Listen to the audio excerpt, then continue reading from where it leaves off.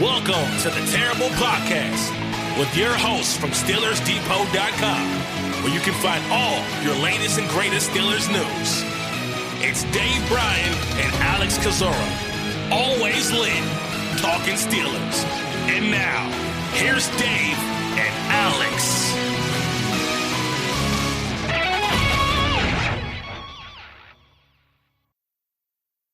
Welcome to the Terrible Podcast, Season 13, Episode 125. He's Dave Bryan. I'm Alex Kozora, SteelersDepot.com. Thanks for being back with us here on this Wednesday, Steelers Nation. Dave, how you doing? How's the weather in Vegas? It has been cold and rainy and kind of crappy the last couple of days in Pittsburgh. Yeah, it's been beautiful out here. Starting to warm up, though, getting into that triple digits here. Already? I think there was one day, I think it was it this last Sunday or the Sunday? Yeah, I think it was this last Sunday. They said it was triple digits here. So, yeah, it starts warming up this time of year. So we're starting to come out of the shorter spring, and there's a lot more rain this year during the spring, which this area obviously needs it. You know, probably everybody's read the stories about Lake Mead and the low levels, and man, they've been pulling bodies out of there. Probably been there for 50 years now. At this point, they've discovered quite a few bodies in Lake Mead throughout this process of kind of the lower water levels and all. But starting to warm up. That's a positive way to. Yeah, that's a good note to get people ready to talk Steelers football. Yeah. But other than that, doing well. It is Wednesday, and now we're starting to transition from the draft process and get ready for this team to hit the rookie mini camp, which will, I think, be a week from Friday, right? Yeah, it's always Mother's Day weekend. So May 12th through the 14th will be the Steelers 3-day rookie mini camp. So that's the next thing on the Steelers calendar. A little less to talk about today, obviously, as we're starting to come off the draft here. We discussed the entire UDFA class. We knew that by Monday's show, correct? I think that was all announced. Yeah, I think just the 7 guys there overall. And, we've got film rooms up on all those guys now, don't we? We do, yeah. We've hit every single one. Even found some Merrimack tape. And even because the Merrimack kid was at D3 Curry College. Never heard of Curry College before. We have a game of Curry College, too. All right. So we're doing the best we can. And then credit to Joe Clark. He found a great article from, and I still got to work on the pronunciation here. Is it Nyamwama? I think I'm saying that probably terribly, but he had talked about, choosing Pittsburgh over a couple other offers from Dallas and the Jets. And the big reason why he chose Pittsburgh for presumably less money, because Pittsburgh does not hand out a lot in terms of signing bonus, was for Carl Dunbar, and apparently had a really good relationship with Carl Dunbar, or maybe just in the conversation they had kind of towards the end of the draft made Dunbar made him feel like Pittsburgh was the place to go. So good find by Joe, and that's good insight on how you kind of get some of these UDFAs to come to Pittsburgh. Yeah, we don't know all of the signing bonuses on those 7 yet. There is 2 being reported, though, and I think one is Tanner Morgan, $25,000.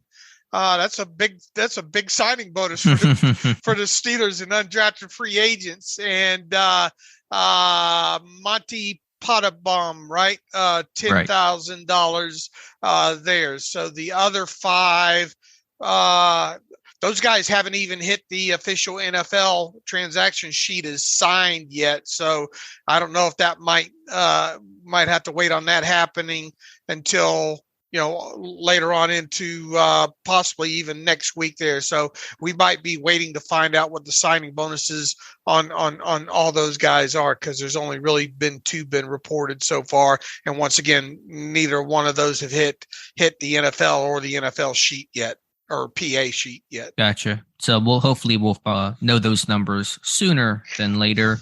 Also, just a bit of housekeeping here did not impact Pittsburgh really at all, but yesterday was the deadline for the 5th-year option, right, for the 2020 class. And obviously Pittsburgh not having a first-round pick, that was part of the Minkah Fitzpatrick deal, although it's notable the first-round pick Pittsburgh sent to Miami was used on offensive lineman Austin Jackson, who had his option year predictably decline. And so no news there for Pittsburgh, obviously, but around the AFC North, of course, Joe Burrow had his picked up. Jedrick Wills, the left tackle in Cleveland, had his picked up. and Patrick Queen from Baltimore had his declined. And so you had 2 pickups, 1 decline. A lot of options this year from this class in 2020 were declined. So just kind of reminder that, while everyone's excited about their draft classes right now, how things look 3-4 years from now can be totally different. Yeah, absolutely. And, I think over the years now, we've seen not even a third sometimes of first rounds in draft classes not get those 5th-year options exercised there. So, it'll be interesting to look back at this several years from now and see how many of these guys wind up being in that same boat. Were you surprised with Chase? Washington didn't exercise Chase Young, did they? Or did they? I believe they did not. I believe that they declined the option on him. He's just been hurt so much. They tried to get him back last year, and the timeline kept getting pushed back. So just given now that it's a fully guaranteed, I think makes it certainly a different equation for these teams to calculate. So maybe raise an eyebrow on that. But, I think given the injuries he's battled, probably the right decision. Right.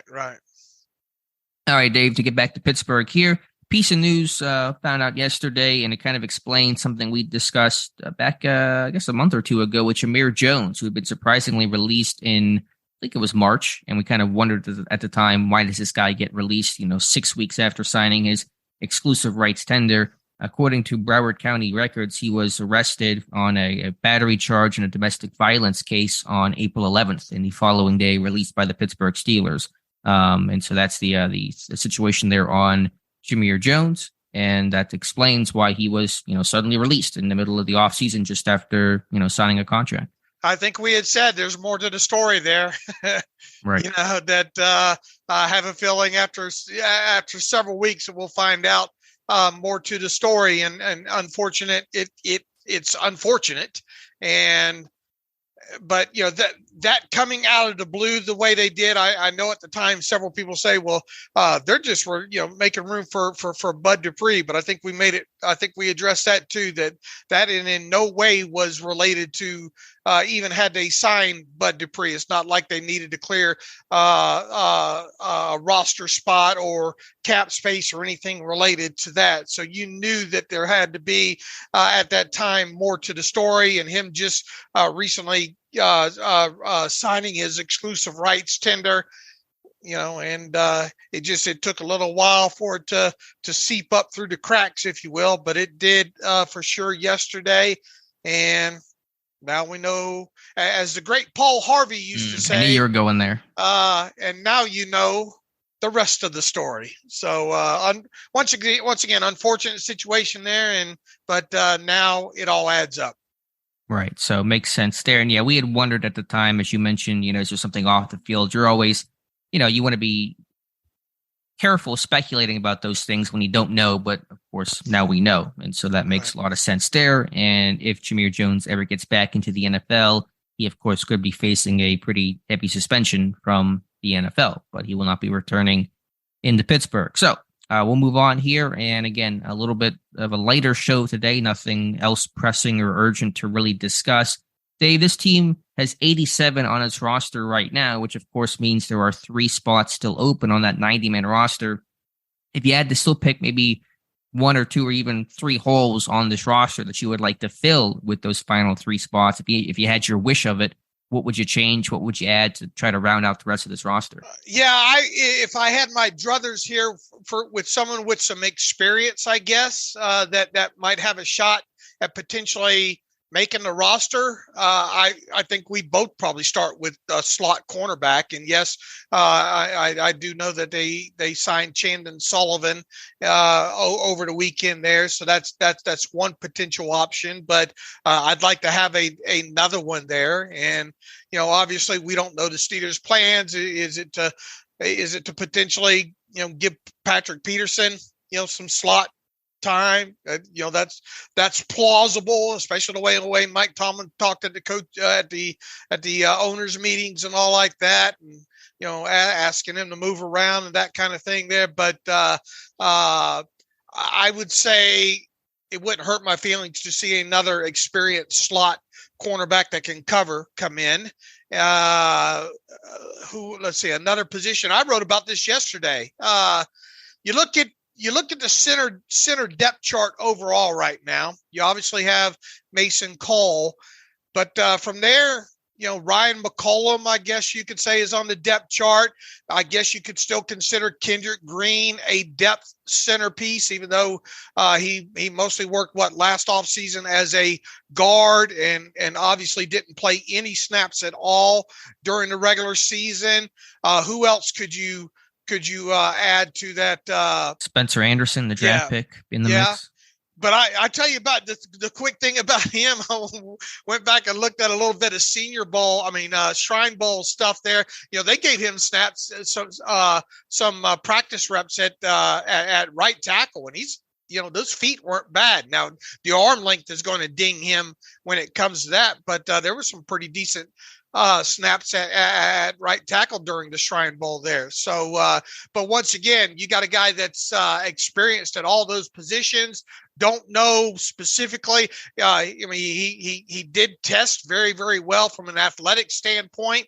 So it could be one of those. Hey, we wanted a guy that fits all the athletic scores that we look for. That's played multiple positions, and we'll figure it out as we go. But he did play. I think what did I say? Nearly 400 snaps at center at Maryland there. So maybe he can be considered an option as a center depth piece overall. And who else? Downing, the undrafted free agent, I think, coming out of Iowa State. Mm-hmm. Now he played kind of all over the place as well too. I don't think he started more than a dozen or 13 games at center overall, but you go ahead and throw him into that equation as well too. And yes, I know Nate Herbig and James Daniels. Even. Yes. Well, I guess all of them. Yeah. Yeah. All of them really of that some of that interior bunch there have had some center snaps along the way there, but I don't really. I consider those guys more break glass in case of emergency. I guess some people would argue that maybe Nate would be the best, option to maybe look forward into that role. But I guess where I'm getting with all this is you got a lot of question marks there behind Mason Cole as a starter there. So I guess if I had my druthers, you look at this. Maybe what happens here on the waiver wire next couple weeks. I know who was the guy, the former Baltimore Raven that I put in my article there. Matt Skura. Yeah, Skura has some. He's still out there, but he's another one. I think the last year and a half or two seasons, he's mainly played guard at the NFL level. So, it's been since I think he actually, when he was with the Ravens, that he last played a lot of serious snaps at center there. So this team could use another experienced center to look at, I think. Sure, I'm with you. I mean, there are some options that you just rattled off, but a lot of unknown guys, inexperienced guys, and guys that aren't quite best fits. So a J.C. Hassenauer type to bring back to your roster, losing Hassenauer to the Giants, would make a lot of sense. So I'm with you there. Slot corner, I think, is certainly the biggest hole on this roster. I don't know if you can really fill it with anything that's out there. You just did that with Chand and Sullivan, but just looking at what will this team eventually need or positions that feel weak right now, the pass down slot corner, I think, is certainly top a list. Obviously, adding some more tackles to round out your roster with 4, or maybe they consider Anderson a tackle at this point, and you can stretch it to 5. I'm not quite sure, but at the least they're going to need one more tackle minimum. And then, could you look at more edge depth, inside linebacker depth, strong safety depth? Those are things that are probably lower on the list of needs and priorities, but they're still things that I feel not totally comfortable with heading into the offseason here. Right. And, they'll obviously sew up have a full 90-man roster spot or completed here very soon. But there are a couple positions to play with right now.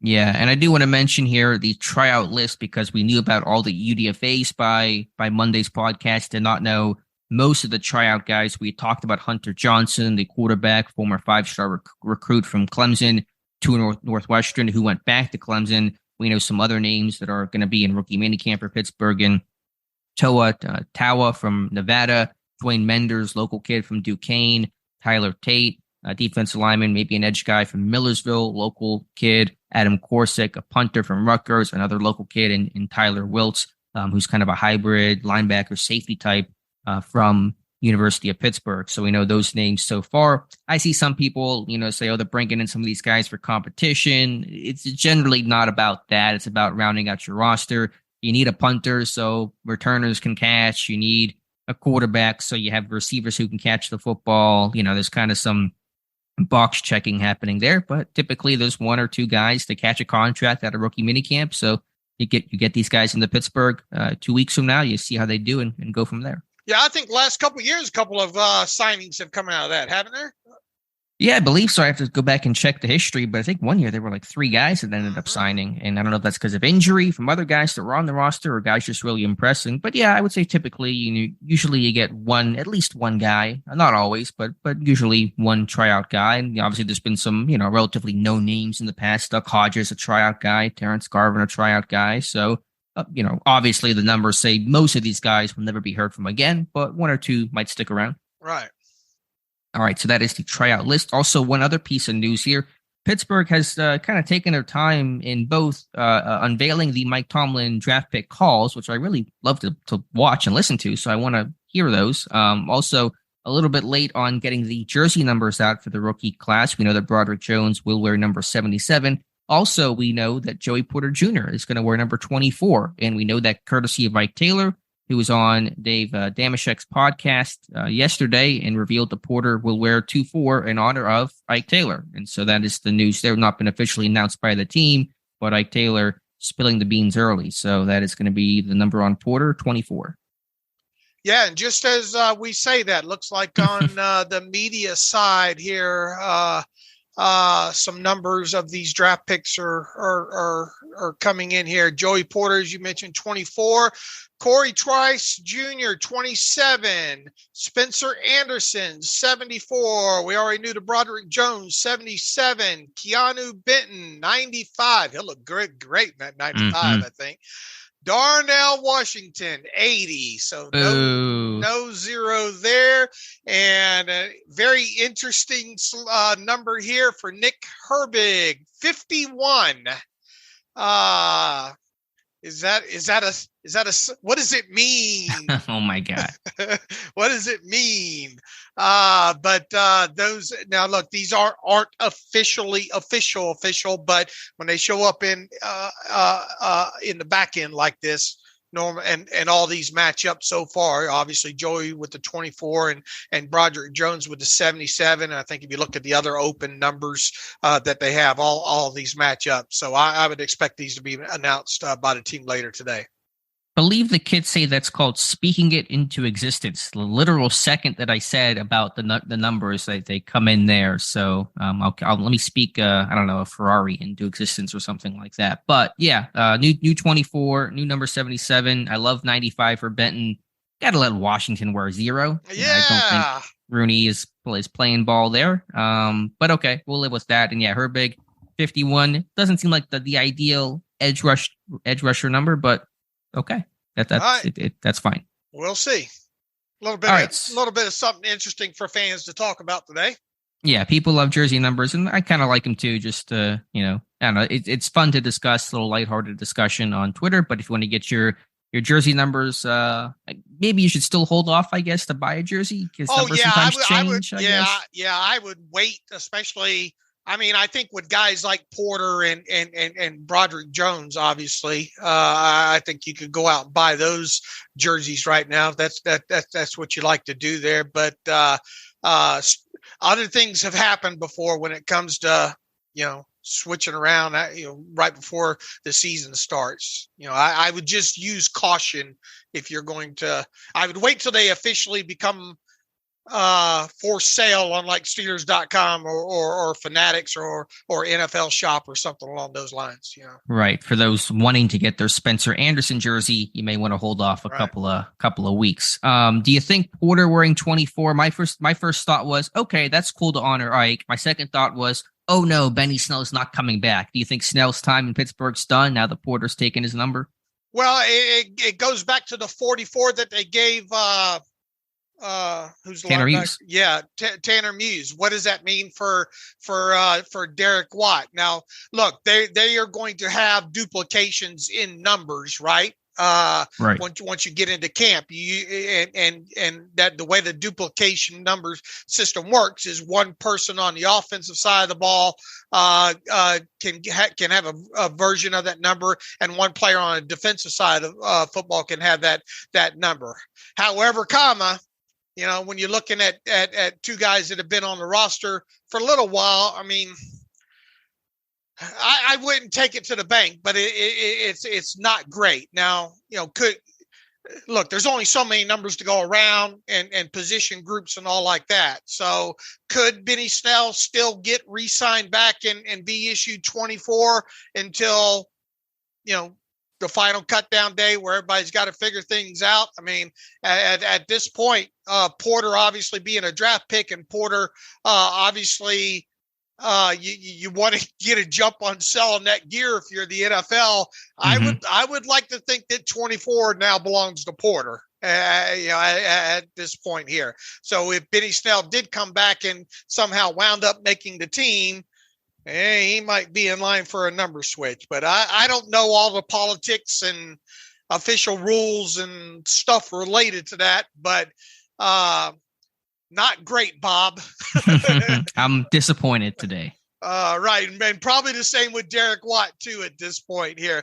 Never say never, I guess. Don't speak in absolutes, but not looking great for either one of those two guys right now. I'll tell you what, you look at some of that Monty Pottebaum tape, though, kind of has a feel of a younger Derek Watt, to be quite honest with you there. So we'll have to see how this all plays out. But I would say, at this point of the offseason right now, it's not looking great for Snell and Watt to come back, even on veteran minimum deals. We don't know what the undrafted class, what jerseys they're going to be wearing, but Pottebaum should get something in the 70s. Like, that's what it feels like for him. He feels like a lineman. His tape's pretty fun to watch. It really is fun to watch, for sure. It's going to be interesting to watch the competition play out there and see if he can, look, if he's going to have a shot at making the roster too. He's going to have to be a good special teams player, which I would imagine. I haven't looked at that phase of his game or anything, but I would imagine somebody with that mentality wouldn't be bad in that area. He was a linebacker before becoming a fullback, so I think he's got the hitting mentality down just fine. So, Rosie Nix made the team that one year with Pittsburgh carried two fullbacks that year. It was Will Johnson and Rosie Nix. So, it's not likely right now, but you can't rule anything out. And of course, the practice squad is always a possibility. All right, Dave, the first draft and really first kind of full offseason essentially is in the books for Omar Khan. From just a draft standpoint, how would you evaluate Khan? Obviously, not just in terms of picks, but in process. What kind of grade, if you could, put on Omar Khan and kind of how he did throughout the whole draft process, from pro days and combine and all that to, of course, the actual picks on draft weekend. Just your thoughts overall on kind of what seems the same under Omar Khan compared to Kevin Colbert versus what may be different. Khan saying it was about 85% the same.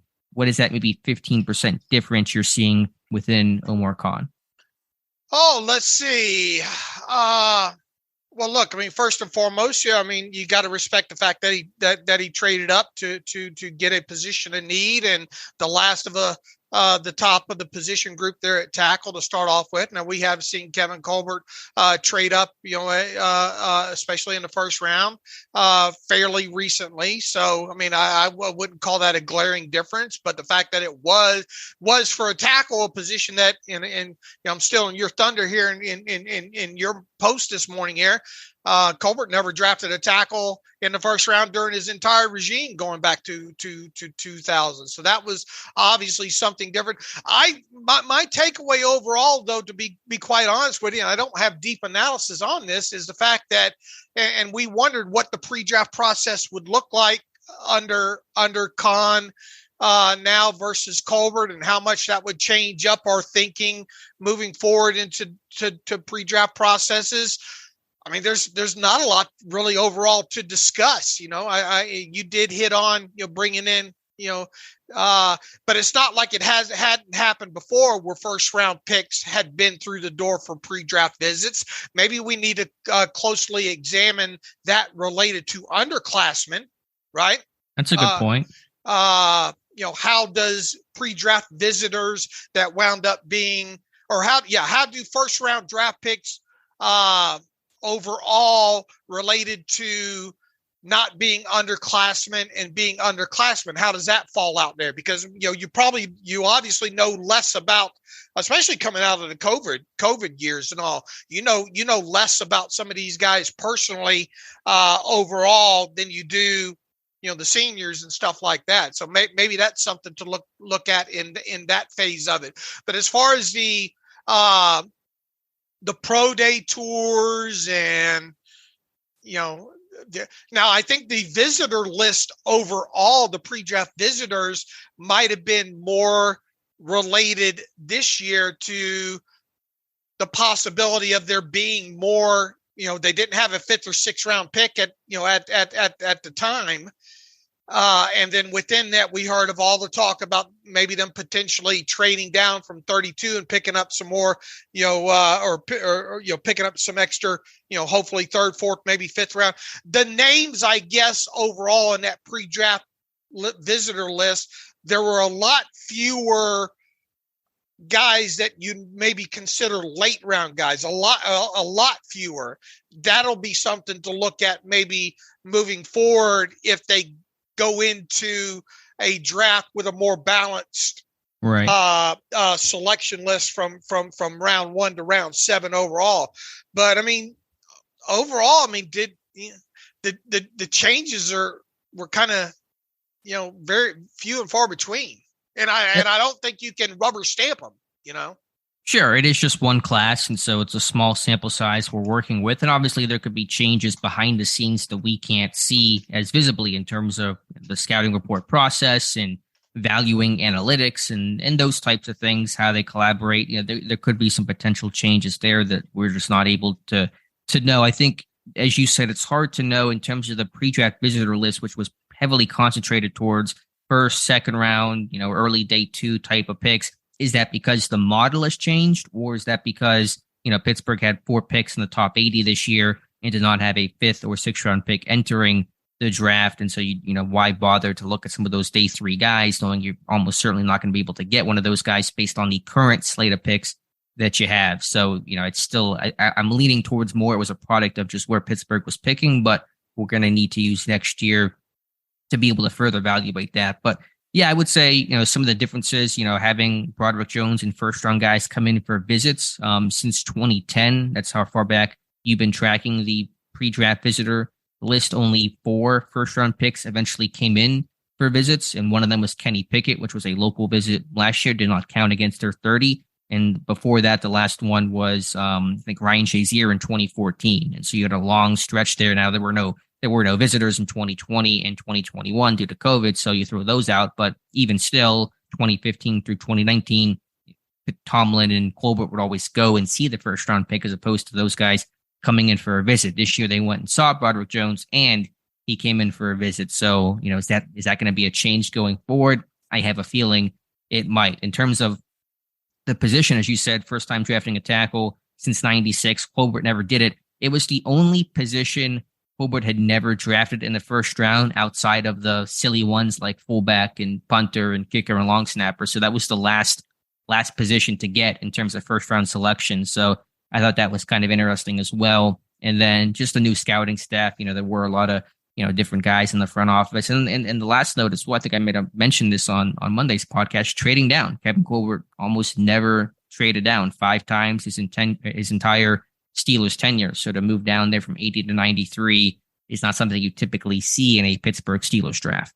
Here's the other thing related to tackle in the 1st round, and I guess really cornerback in the 1st round as well too, that needs further examination, at least going back to 2000. What was the average 1st round, the original spot in the 1st round, before any trades or anything that the Steelers had going into a first round. Because if you're picking in the bottom, third to quarter of the first round on average over all those years, what are the odds that you're going to get and obviously you'd have to go back and look at each tackle class and all like that. I mean, the Steelers obviously like positional value as well too. I guess what I'm getting at is how many of those years without trading up would they have been able to get one of the first three tackles off the board per se?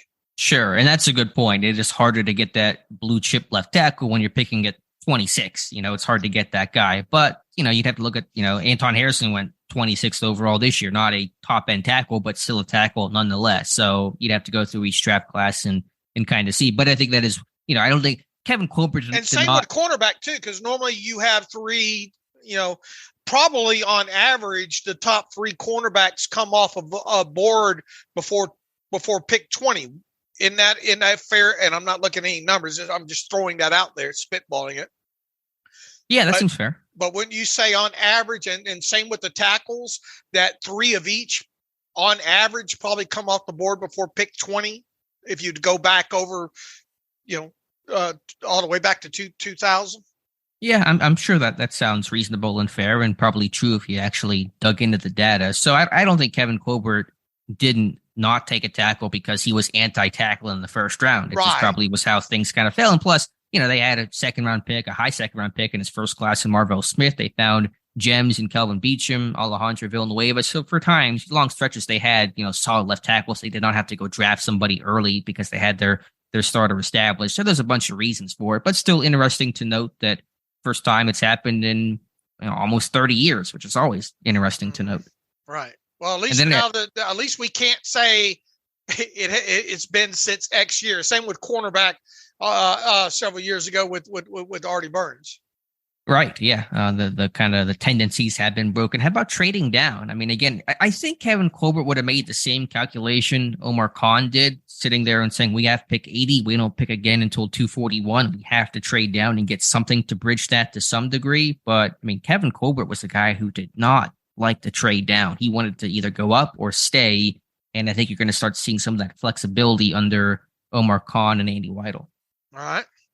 Do you think, why do you think that was with Colbert? I mean, it's hard to speculate, I'm sure, but it seemed like that was something he truly did not like to do. Yeah. And there's so many variables involved in that. It would be great one day to get him in an interview and ask questions like that. Is it related to, well, we were only going to move, no scenario at the time versus a player that we wanted versus what we thought we could get had we moved down a couple of spots. There's so much involved in that, that you don't know about behind closed doors.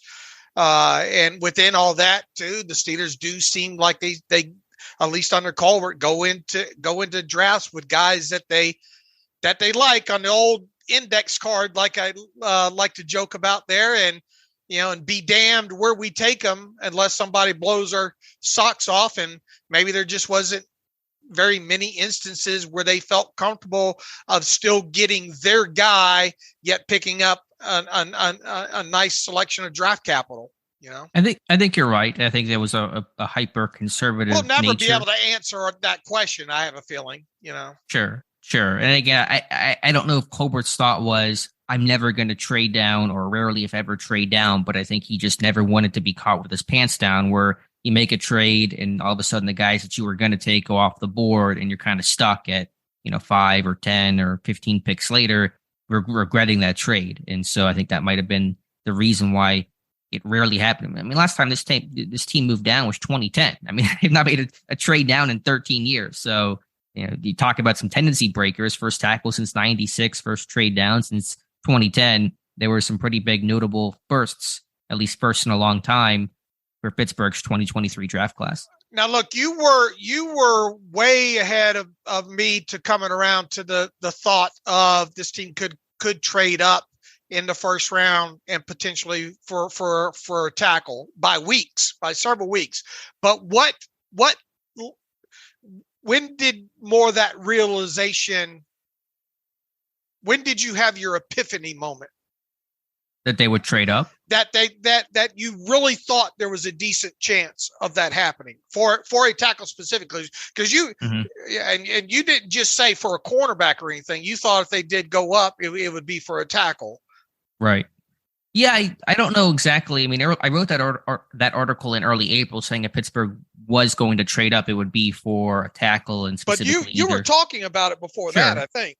Yeah, just some of the stuff about, hearing Omar Khan being aggressive and, him saying if there's a guy that we want, we're going to go get this guy, like some of those comments like that. And I know that most GMs say that. No GM says we're going to be conservative and let somebody take our guy. Like nobody ever says that, but you felt like it was a bit stronger from Omar Khan. Your first draft, you want to go get your guy. You have extra draft capital to play with. Those kind of things made me think that this team was more likely to go up than down. And then, I started thinking about it more, and this was late in the process, but like right after the Rodgers deal got done, to see the Jets go back from 13 to 15, you felt like, okay, this team can trade up only a couple spots with New England at 14 and jump the Jets to get a tackle, because Pittsburgh knew, I think even Khan and Tomlin made a comment, after making the pick, that basically saying the Jets were going to take Jones at 15 had Pittsburgh not moved up. And so they knew what the calculation was. And so once you saw the Jets move back, that made it less costly for Pittsburgh to go up, because heck, if the Jets stayed at 13,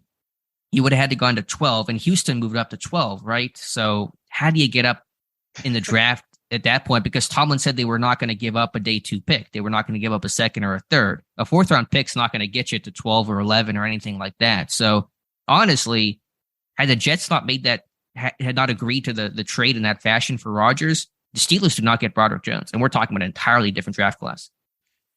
Boy, that makes my mind hurt there. Right? I just blew your mind there for a second. Because they're going to get a corner, unless they're going to take on Anton Harrison, but they probably take Joey Porter Jr. or Banks at 17, and the whole class is different. All right, the Steelers have now they're probably angry with me at this point. Then the articles come out. They put it on their website. Can't be mad about that. Yeah, but anyway, they have now made those numbers official overall there. So, look, and we did that quick little exercise, right? Me explaining in my final mock why I thought, Broderick Jones might be the pick there by literally trying to go through each team and looking at the needs versus tackles and thinking that, well, maybe there's a chance I felt good about my speculation that Broderick Jones might be the last one of the top one tackles taken. I oversold it to myself about the fact that he would actually be there at 17, but he didn't make, I guess long story short, he made it within jumping distance. And I guess that's kind of what the Steelers probably, their deeper analyzation of that, probably thought maybe there's a chance he could get to this spot with the Patriots. And I bet they had already had preliminary talks with the Patriots. Hey, we might be thinking about coming up here, Sure. So it would be fascinating to just see all of that, stuff that we never see related to the process of talking about trading up, trading down. That's a piece of the puzzle that we'll never see behind closed doors. Yeah, obviously we won't, unless Pittsburgh math, never even and the prediction and the mocking, and because you got to try to mock this to some degree of predicting, especially in the first. Now, once you get past first round, that thing fans out so quick, right? I mean, you probably have you obviously have grades on players, but we've seen even in first rounds recently where you get the Cole Stranges in there, right? Sure. Yeah, the back end of first rounds can often be unpredictable. Right. So anyway, that's part. That's why I like these post draft. I think the Cowboys had one up of trying to figure out picking between an offensive lineman and Mazzie Smith. They released that video there. It'd be nice if the Steelers released one or two of those on occasion. Yeah, they never do. And even there's because Peter King always sits in one war room each year. He sat in the Raiders war room and kind of had a lot of stories about that, which I thought was interesting. Pittsburgh would never allow or permit something like that. But yeah, The thought's kind of hitting me, and I had the realization, the day after the pick, that the Rodgers deal, I think, really helped open up the opportunity for Pittsburgh to get Broderick Jones and jump the Jets. But if you kind of play this thing out, let's just assume the Jets stayed at 13 as part of the terms of that deal. At 12, the Texans moved up with Arizona, who then moved up to get Paris Johnson. So the Lions had at 12. And I don't think the Lions wanted to go down twice because they wanted Gibbs at 12 because they thought New England was going to take Gibbs at 14. So that means Pittsburgh would have had to go up to 11 with the Titans, and a fourth-round pick is not going to get you from 17 to 11. So, yeah, I mean, if had that not happened, had the Jets not bumped from 13 to 15, I can almost guarantee you Pittsburgh Steelers would not have drafted Broderick Jones.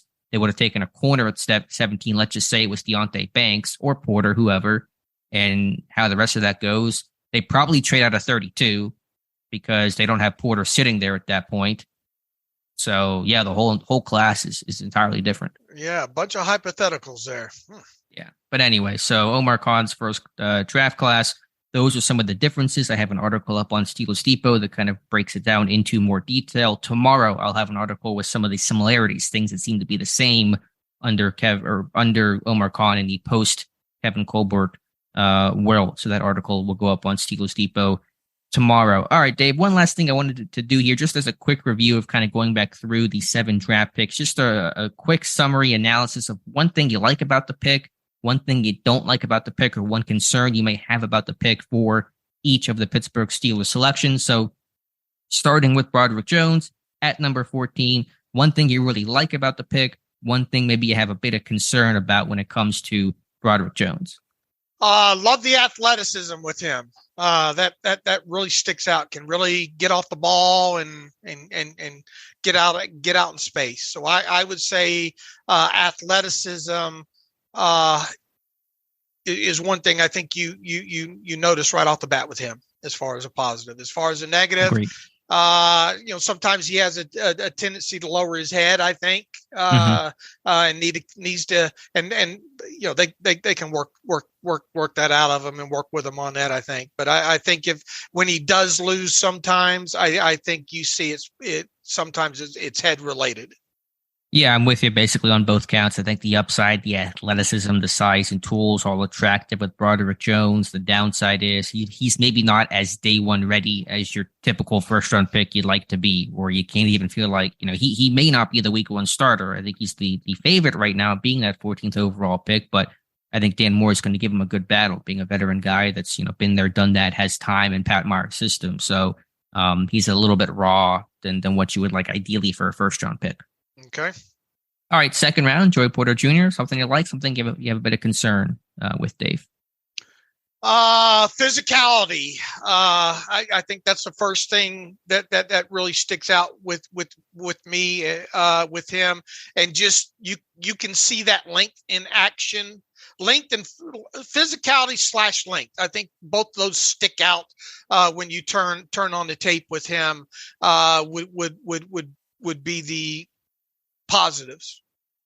Okay. Anything you're concerned about, worried about his game or the pick? Grabbiness.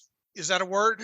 Yeah. Grabbiness. I think he needs to watch those hands once he gets on down the field there. And I think that's pretty evident by the pass interference penalties, which, he knew coming out of his next to last year, that's something that he had to work on. I believe he did.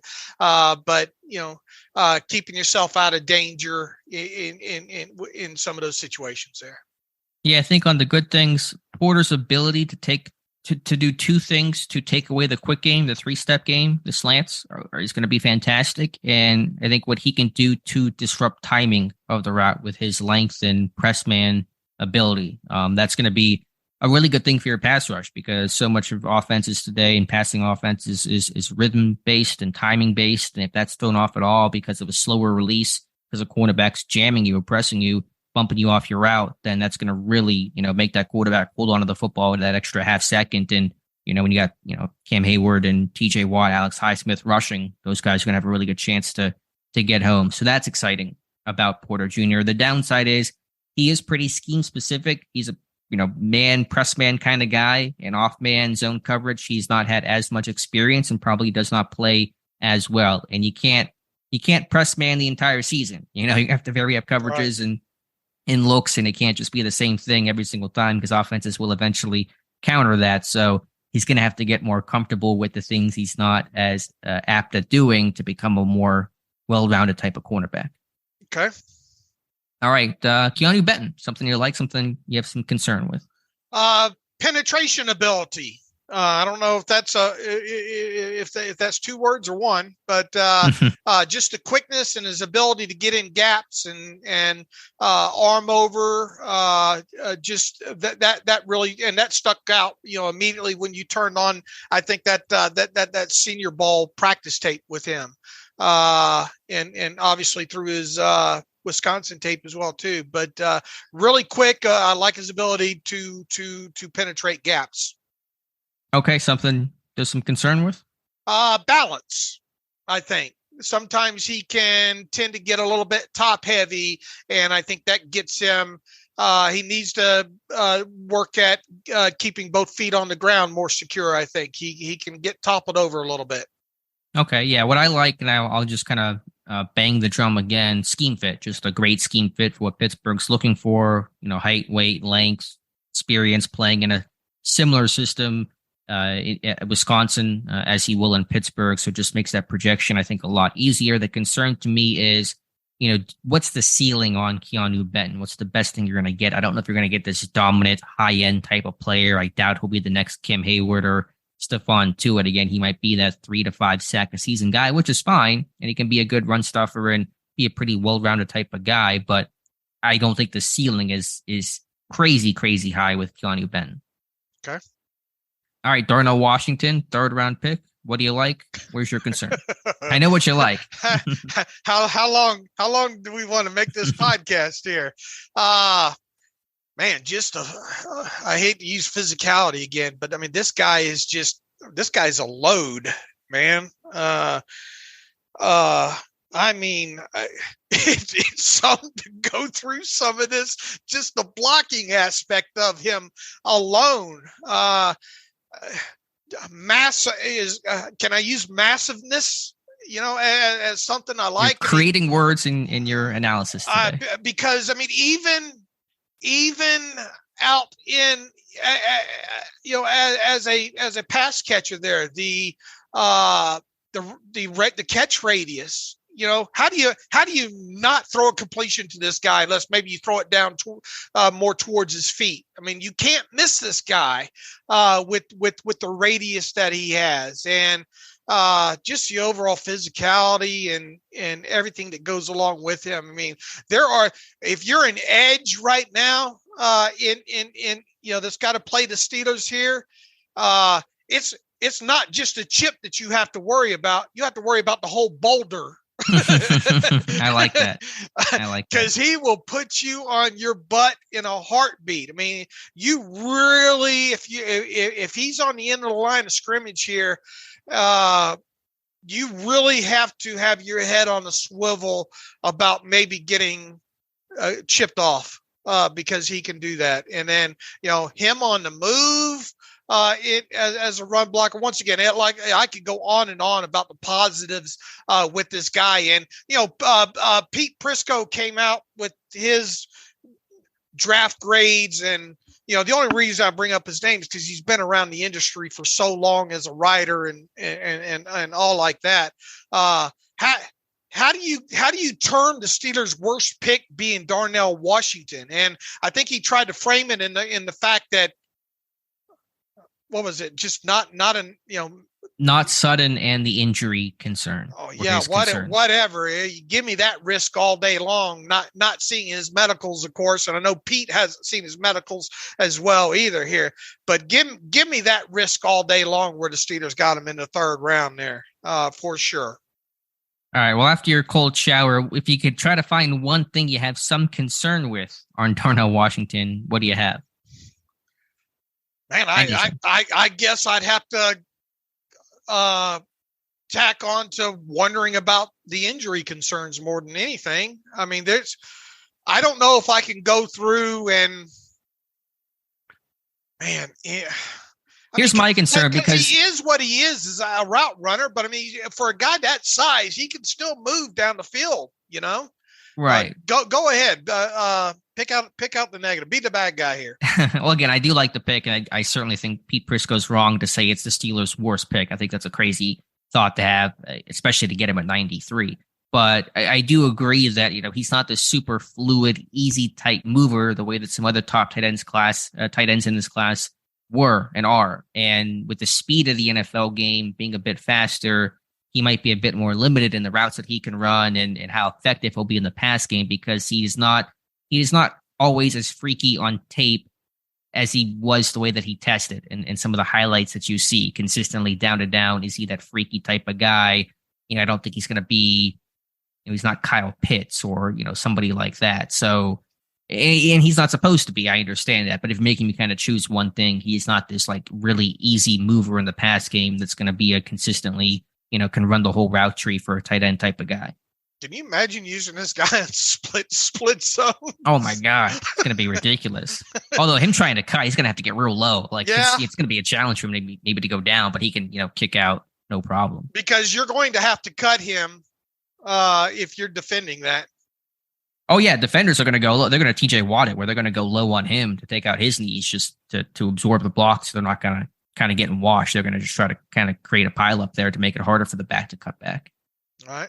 But what I like, though, is just that he is like the most unique player in this class. Like the body type, the build, what he can do in the run game. You just don't see this combination of stuff, what he can offer in the pass game. I mean, there was nobody really like Darnell Washington, even relative to their position in this entire class. Like maybe it's him and Anthony Richardson. It's like the two most unique builds and player types in this entire class. And one guy goes 4th overall, the next, hopefully, franchise quarterback of the Colts and Richardson.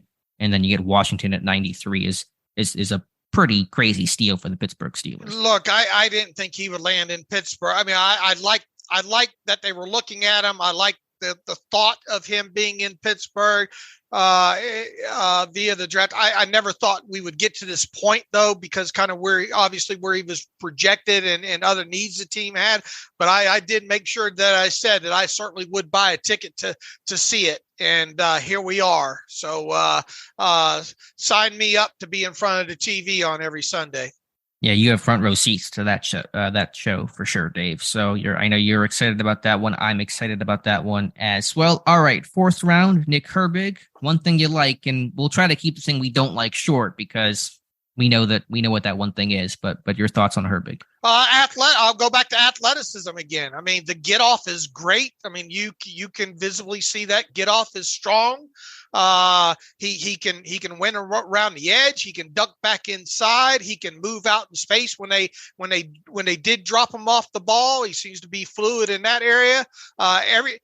For once again going and I did this just to see. People say, well, you're taking a shot at him by stacking up the RAS against him and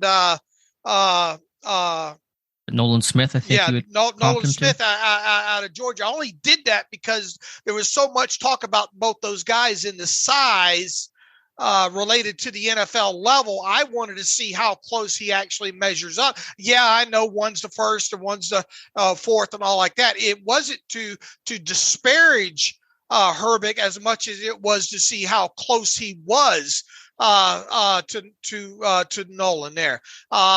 Quite honestly, I think when you look at the tape related to Herbig versus his actual RAS score, I would have bet that his RAS score would have came in even higher.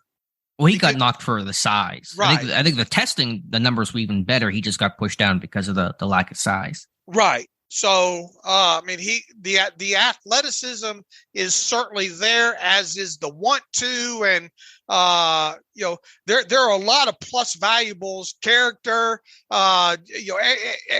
football smarts, I think sticks out with him as well too. But I mean, I think the overall athleticism related to get off and moving in space and all ability to get around the edge, I think that really sticks out on tape with him. And you're concerned about him, which I think I already know the answer to, length, but length. Yeah, mine as well. So I'll keep that short because I don't want to beat a dead horse. But the concern about the arm length to play on the edge of 31 and a quarter. What I do like, though, are all the things you mentioned. I think he will be an impact special teams player. Like day one, he could lead the team in special teams tackles as a rookie. Like his intensity, his hand use, ability to block shed and stay clean in the coverage game, motor, tackling ability, closing speed. I think he's going to be a real special teams demon at worst out of the gate. And that's really exciting. I agree. All right, moving on now for that long break between the 4th and 7th rounds to Corey Trice Jr. at 241. Your favorite thing about him and one concern that you have? Boy, just press.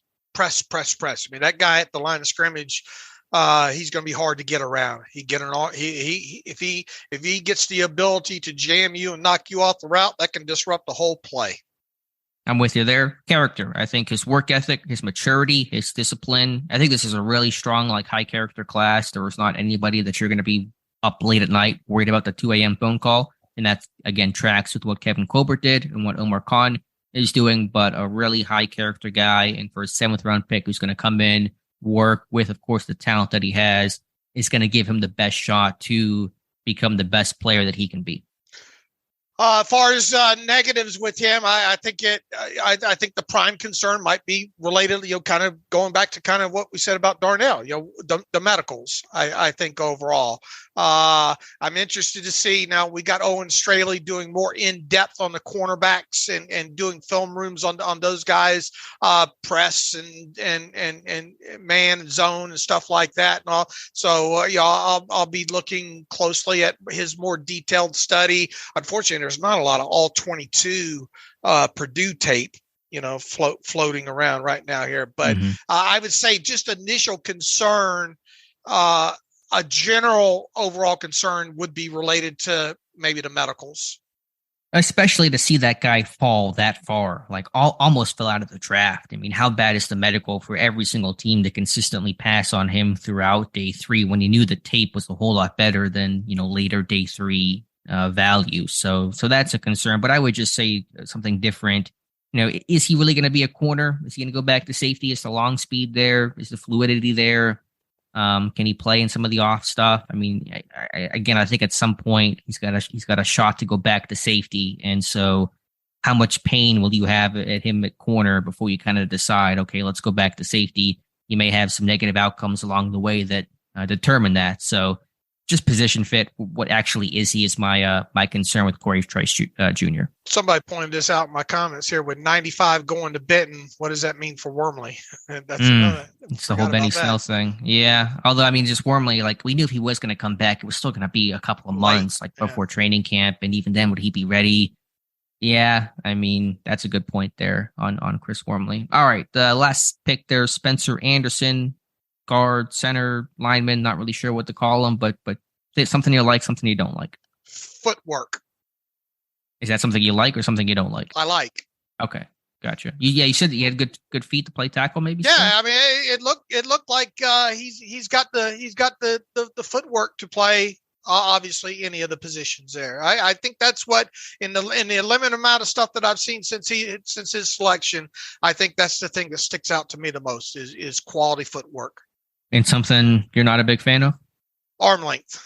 And I think that's what probably it's 32, I think. Now look, I haven't gone deep into his tape and I'm not going to be able to for probably another couple of weeks or so here. But I think that might be one thing that kind of dinged him overall. That just, some just minor technical stuff that you can pick up off of. I think he does rise up a little bit quick out and gets a little upright there. So I haven't studied him all that much, and I've mainly looked for positives on the initial stuff that I've worked through already there. So I would say the footwork and the technical flaws that you normally see with these guys coming out too quick, upright, and then probably the arm length probably got him dinged a little bit.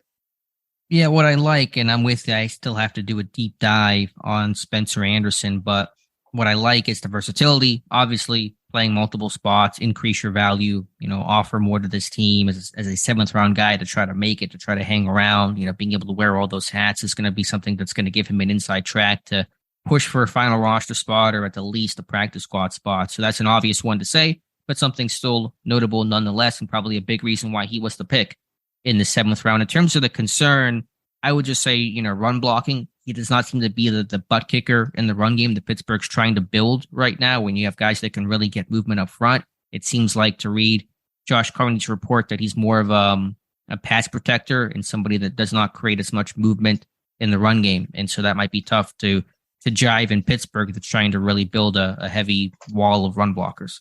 Okay. All right, Dave, so that's our review on the draft class. So any other final thoughts, as I'm seeing a report here about a tackle coming to Steelers rookie minicamp? And hey, a Chidi Akoki from the XFL Bahamas. I'm all for Cheaties coming to Pittsburgh. Yeah, bring you all the Cheaties. I remember him a little bit. He's, I think, from a smaller school, I want to say, maybe like East Tennessee State. That's not it, but I want to say it's something like that. So he was in the NFL, I think, for a brief time in a camp somewhere. And so there's your XFL tackle. All right. Probably another 1 or 2 on the way as well, too, when it comes to tackles here.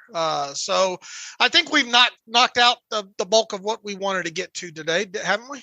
Yeah. If there's any reader emails, we can get to those and close out today's show. All right. Let me sort this on out here real quick here. Jonathan Mason says, do y'all think the lack of social media content with the drafted players this year is odd? He says, haven't seen any videos of Tomlin making the call, no numbers announced, players checking out the city, press conferences, etc. Maybe it's because they put emphasis on the standard series now, but it just feels like we used to get a lot more content from John. I don't even know how to. I mean, the numbers came out today and the timing of that seems about right. Maybe there's some dirty words that they have to cut out of the calls. I don't know. I don't know. I don't know how to best answer this. I mean, I think even Alex says, release the calls, I will probably see some, and maybe this is related to kind of trying to keep it more for their video series as standard. Right. And all like that. Jonathan, I don't know what to tell you there, buddy. I really don't. Yeah, it may be for that. I don't know. Maybe there's some big video they're putting together that takes some time, but hopefully soon, because I want to know what the call was to Joey Porter Jr., what that conversation was like. Do you think he pulled the James Conner, we're not going to pay you for your gas money, like that whole thing? Like, I wonder if that was the conversation. Yeah, but I cannot wait to hear whatever he said to Porter's kid. Caleb writes in, thanks for the phenomenal job during the draft. What do you guys think about possibility of moving Pat Pete to safety?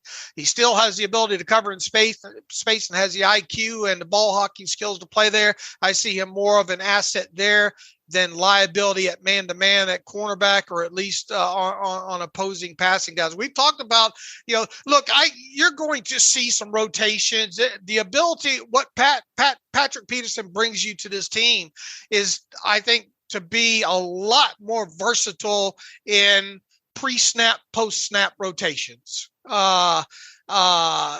inverted stuff, stuff with Minka diving down as the robber, and all that. You can get very, very creative with this with a guy like Patrick Peterson. I don't think you're going to see a full-time move, at least not this year, to safety. And if he did play safety anyway, I mean, he's kind of in that gap of which safety position would he fit best even? Yeah, I mean, because normally you like your free safeties to be able to get on the hoof a little bit better, right? Right. Yeah, I think we're going to see the rotations there. I don't know if he's going to play like full-time, pre-snap safety stuff. So we'll see. I think they're going to move him around, and I'll be watching for it pretty closely in training camp. I think the biggest question related to him maybe is, are they legitimately looking at him as maybe a nickel option? Yeah, I mean, could he play in the slot? Just never done it before. I mean, it's such a projection. So I don't know. We'll see.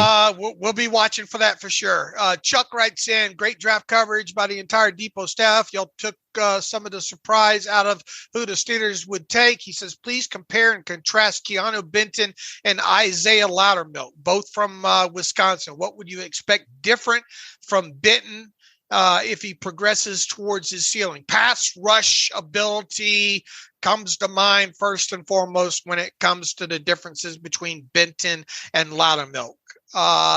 Loudermilk more robotic, Benton more penetrator, first and foremost. And they are a little bit different build overall anyway. Slightly, there's a little bit more thickness to Benton than obviously Loudermilk is. Loudermilk a little bit longer, obviously, as far as height goes there. But, first and foremost, the pass rush ability, I think, is the number one difference here. Yeah, I think they're pretty different players. I mean, I know that Benton had talked about, Loudermilk kind of being a mentor and somebody that helped him at Wisconsin when they were teammates. But, I mean, the body type is different. Loudermilk was taller, did not have the length, played more end. Benton played more nose tackle, pass rush, even run defense. I mean, they are pretty different dudes in terms of their style and their build and their game. All right, Craig Sampson. Boy, this is long. Hey, guys, fantastic draft coverage. We should set up a GoFundMe account for the Steelers Depot team to go relax in the Bahamas. Yeah, that's not happening there. We appreciate the compliment, though. We enjoy what we do, and the grind is just part of it year round because the NFL calendar does not stop. He says, I'll take, let's see, ground and I get their tradition is ground and pound, but it's still old school with very athletic players coming out of college. It seems like the Steelers really need to incorporate much more pass heavy explosive play system. He says, I watched the Bengals and the Chiefs and the play calling is so exciting, than it is with the Steelers. And it's like, wow, a 4-yard run. Can he throw a deep ball 3 to 5 times a game? What do you think? I guess he's looking at the offensive ground and pound old school system. I think this is, I think what they're going to try to do, hope that they're going to try to do is just build your offense around your strengths and what you think you can do here. I think by them being more playing bully ball, as Alex likes to call it, I hope the result of that early on is in the season is not only success there, but you get teams to start having to put that safety down low. And by putting that safety down low, you're going to open up more potential possibility for down the play field passing game or over middle, potentially, slant, more middle of the field stuff there. So I think the byproduct of this team, I guess, going old school here. And look, I think you're going to see more emphasis around the league on running the football, right? I think it's going to depend team to team, but I think for Pittsburgh, the thought is we can't try to build our team like the Chiefs or the Bills or the Bengals and expect to compete in that sense. As much as we may like Kenny Pickett, we know that, he's not going to be the next Patrick Mahomes, or at least, he's not going to be that guy in 2023. So if we're going to win, it's got to be a different style of football, something counter to what we're seeing. And that's going to be, ground control and those types of things. Running the ball, keeping the opposing offense, keeping Mahomes off the field is going to be, how Pittsburgh is going to want to win. Again, not winning the 35-31 shootout, but winning games, 20-17. Now, the offense must be better this year. They can't average 18.1 points per game, obviously, but they know they're not going to be able to go toe for toe with the top scoring offenses in football. And so that's why you're seeing this team really go the other way and say, we're going to become the best, kind of running physical team, as opposed to trying to match these teams that we can probably never really truly match. Craig, I know you got a long email there. Try to bust it up if you want some of those other, send maybe one question in another email and we'll get to it there. I want to try to get to as many of these as we can here. Bob Francis, howdy fellas. Amazing draft coverage as always. Best in the business. Post-draft, what do you What do each of you think is the biggest need on the roster? He says, I suspect slot corner is number one, but I'm wondering what you think about the running back depth. You guys have both said that this team is making no secret about their plans to build around a running game, but what if Najee gets hurt? Do you think Warren can be a full game every down back? He says, I think number 3 running back is a sneaky important role that is yet to be filled. He says, we have to guard against a Najee injury, especially if Warren can't be expelled. Okay, I see where he's going there. I brought this up, I think, during the live stream the other day there. Maybe people shouldn't sleep on Master Teague. I think that might potentially be, the fact that he was hurt and, Alex, you said he was having, in a couple of days, he was having a good camp, right? Yeah, it was just a couple of days, but yeah, he was turning some heads. I mean, what happens if that's a guy that can come in and be your Benny Snell and play on special teams? Look, it's not absolutely mandatory. And I think I got another question in here about Anthony McFarland. So I'll lump them all together here. The thing about Anthony McFarland is I think the sun really is setting on that. Now, he did have some bright spots last year and all, and ended up on the practice squad and all like that. And Noah, number 3, doesn't absolutely have to play on special teams, but it sure would help if you could get on at least one of them as a returner or something like that. And he's not as big of a back either, so that's a strike against him. I will say this, Bob Francis, it is something to pay attention to as we get on into the offseason here about who has the inside shot or shots to end up being that number 3. And it's way early here. We don't have a lot to go on, but I think Master Teague is a guy that maybe everybody should maybe see what progresses here with. Yeah, right now the job is wide open. There's no clear favorite. McFarland has the experience, but does not really offer you anything on special teams and some kick return stuff, but he's not going to be the kick returner in Pittsburgh and can't really do anything else. So, yeah, I would say it's open, especially if we kind of get the sense that Benny Snell's not coming back. You got Teague, you have, what are they going? Jason Huntley's there, McFarland. Am I missing any of the running backs? What do you think about Warren? God forbid something should happen to Najee. How much can Warren handle? Yeah, it's a fair question. I think, if Najee went down for the season, week 2, then it's a different conversation. But if there's a couple weeks where Warren's got to kind of be the guy and with a minor rotation behind him, then yeah, I think Warren has the work ethic, the conditioning, and he's a squatty guy. He's not a tall guy, but he's not small in terms of he's pretty thick. So I think he can handle it for a couple of weeks. All right, one last one here. We got to get out of here. Nicholas Gooden writes in, hey, guys, hope your draft hangover is healing up nicely. I think I keep hearing from Yins and others is how there are 0 excuses for the offense this year and that they should put up more points due to having more experience and additional talent. Well, I don't disagree, he says, with that, but I really think the bigger issue with the offense is scheme. He says, I think we had more than enough talent last year to score 200 plus point or 220 plus points per game consistently, but that just wasn't what our offense was designed to do. We wanted 0 turnovers, 20 play drives and splash plays on defense to win us the game. That's a recipe for 8 to 10 win season with that. He says with first round playoff exits at best, as Dave would say, not great, Bob. He says, I don't think it's just a Matt Canada issue either dating back through the Randy Fittner years. I feel like the Steelers always play their best offense when they are down late in games and actually have to take risk and open it up. Bottom line, regardless of the players, I don't think we will see enough improvement on the scoreboard unless there are some significant changes with the offensive mindset, and I'm not confident that's coming. Okay, fair assessment. Look, the biggest question mark I think at this point, is what Matt Canada can get done with this offense at this point. You got a quarterback, but then again, you can, to some degree, and it's not excusing it, they were trying to protect the rookie quarterback as much as possible last year. Yeah, I mean, I get all that, and that's all fair to say and try to But last have year was the last context. Yeah, the point is this offense has to be better. You can't be 18 points per game and expect to consistently play winning the football or be the team that you want to be. So now that the offense knows who its quarterback is, second year in the system, you've added more talent. The offense is no longer this super young green group trying to figure out who they want to be and how they're going to win and what their identity is. You know all those things, and you've made serious upgrades to that offense in the offseason. So at this point, well, it may be fair to say that some of these issues did exist before Matt Canada. None of that really matters. It's about producing now. That's the only thing this team will be judged by, what they do in 2023. And at this point, there is no time for excuses, and it needs time. The time is right now. And look, even if the running game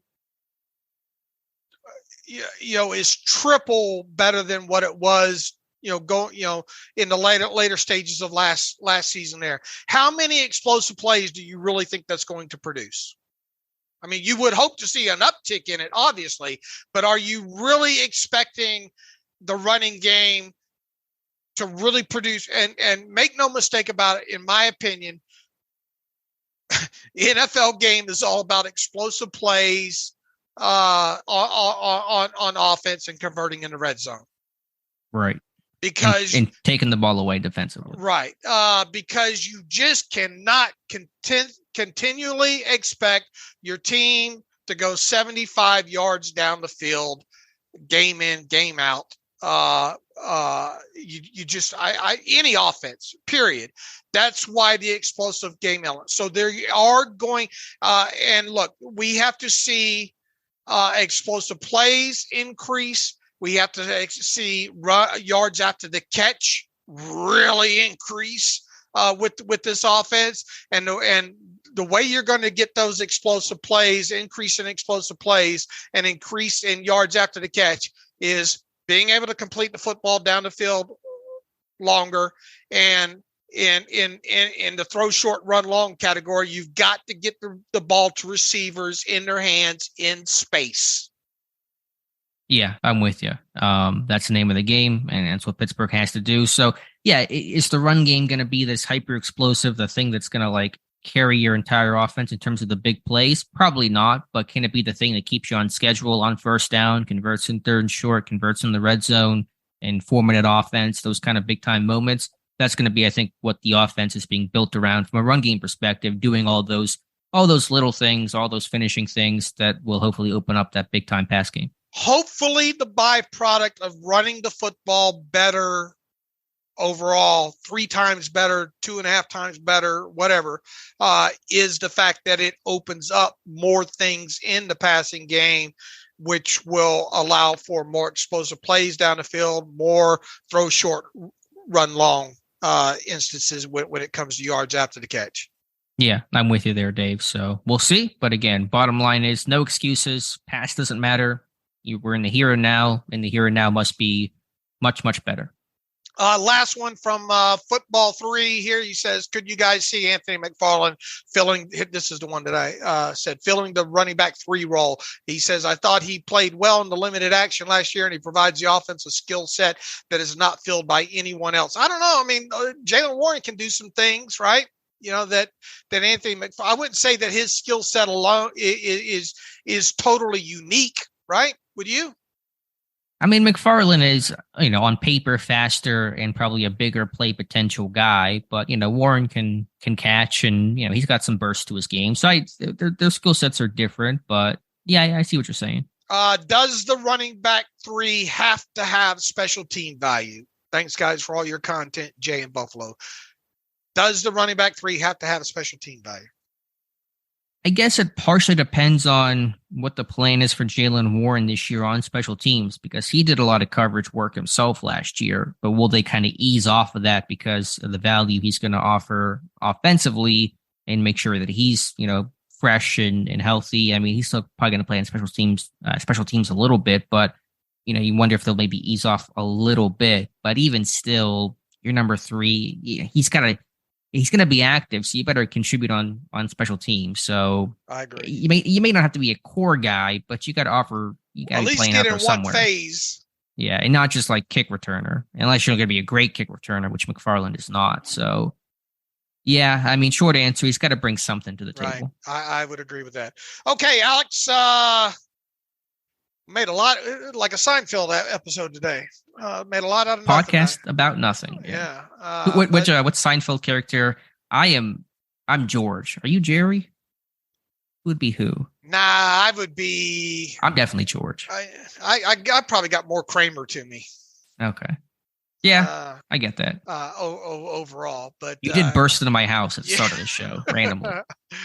Okay, good show today. We'll be back at it Friday. We'll see what we're talking about. Maybe have have a full invite list. Who knows what we'll be talking about on Friday, but we'll be back doing it.